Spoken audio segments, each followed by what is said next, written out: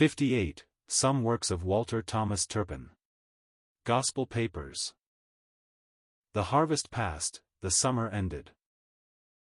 I had just entered on my labors in the hospital when a messenger came saying I was required in Ward No. It was my first visit.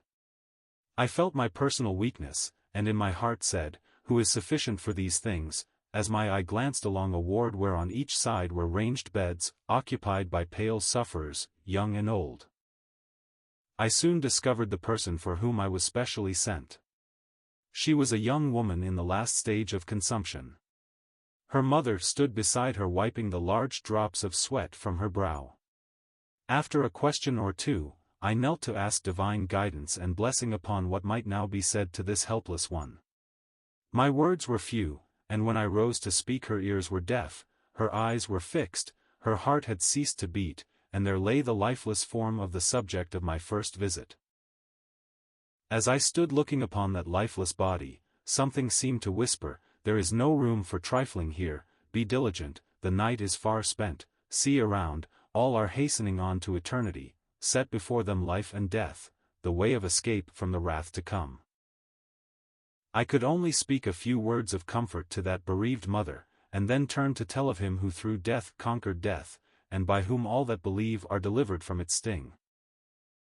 The person who lay in the next bed heard of that mighty one, his finished work for sinners, of whom she felt herself to be one, trusted all to him who is able to save, and rejoiced with joy unspeakable. J. became exceedingly happy. She gave daily increasing evidences of having passed from death unto life. During the last few days of her sojourn here, she was heard repeatedly going over that beautiful hymn, commencing, "Jesus, lover of my soul, let me to thy bosom fly, while the raging billows roll, while the tempest still is high." And she dwelt with emphasis upon these two lines, "Other refuge have I none, hangs my helpless soul on thee." And when she could no longer articulate the words, she loved to hear them repeated. As death drew near, her joy increased. It was manifested in looks and broken sentences, in which the name of the refuge of her soul sounded again and again, and in a few weeks after I had stood at the first bedside, Jenny's departure took place in fullness of joy.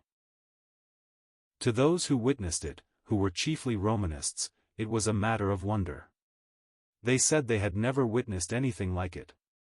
I hope it was the beginning of good things to come to many of them. But how many have passed away in such a manner that it pains my memory now to recall those dreadful scenes.